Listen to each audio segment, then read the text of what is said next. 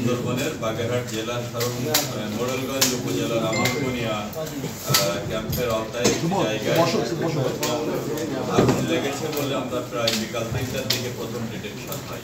তারপর থেকে আমরা আগুনটা কীভাবে নেভানো যায় সেই প্রস্তুতি গ্রহণ করতে থাকি এবং আমাদের ফরেস্ট ডিপার্টমেন্টের নিজস্ব যে জনবল আছে এবং নিজস্ব যে পাম্প সহ যে বিষয়গুলি আছে সেইগুলো নিয়ে আমরা সারা রাত আমাদের community petrol group, village tiger response team এবং সাধারণ জনগণকে নিয়ে আমরা কার্যক্রম শুরু করি এবং আজকে সকাল থেকে অর্থাৎ ভোর থেকেই ফরেস্ট ডিপার্টমেন্টের সাথে কমিউনিটি এবং সেই সাথে সাথে ফায়ার সার্ভিস, নেভি, কোস্টগার্ড, জেলা প্রশাসন, পুলিশ প্রশাসন সহ সকলের সহযোগিতায় আজকে সারাদিন সুন্দরবনে যে জায়গায় আগুন লেগেছিল সেই জায়গাটি আমরা পানি দিয়ে এবং বিভিন্ন অন্যান্য জিনিস দিয়ে আমরা নেভানোর চেষ্টা করেছি এবং আমি আজকে বিকাল 6:30টায় আমি ঘটনাস্থল পরিদর্শন করেছি এবং পরিদর্শন করার সময় যে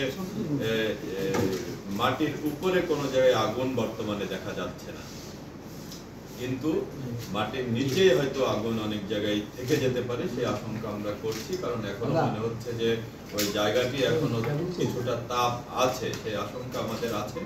সেই জন্য আমরা রাত্রে ওই অঞ্চলের আমরা ধানসাগর এবং জিওধারা দুইটি অফিসারের নেতৃত্বে আমরা 20 সদস্য টিম করে দিয়েছি, যারা রাত্রে আজকে 9টা থেকে ওখানে আবার পানি ছেড়ানো শুরু করেছে।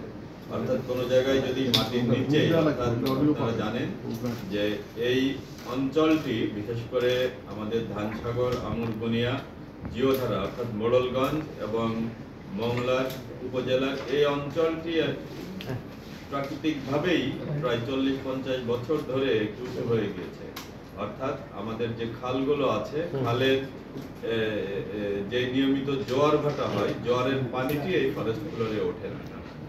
শুধুমাত্র বর্ষাকালে আমরা কিছু পানি পাই ফরেস্ট ফ্লোরে, কিন্তু অন্যান্য সময় বিশেষ করে শীতকাল এবং বিশেষ করে চৈত্র বৈশাখ মাসে আমরা এখানে কোনো পানি দেখি না।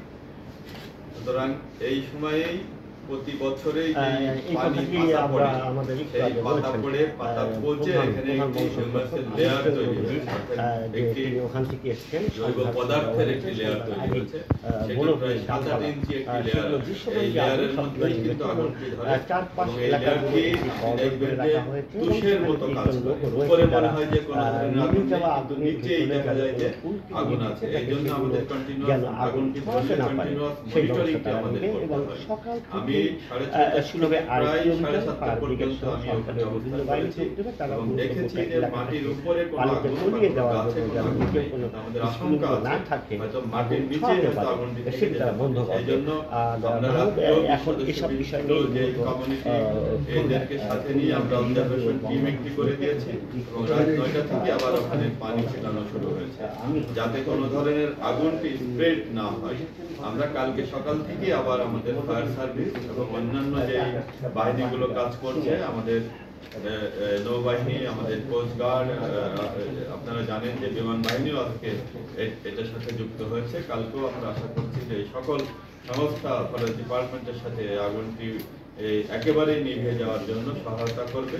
আর তারপরেও কালকে যদি কোনোভাবে বৃষ্টি হয় ওই অঞ্চলে, তাহলে তো আমরা মোটামুটি নিশ্চিতভাবেই বলে দিতে পারবো যে ওই অঞ্চলে আর আগুনের আশঙ্কা বা ছড়ানোর কোনো আশঙ্কা থাকবে না।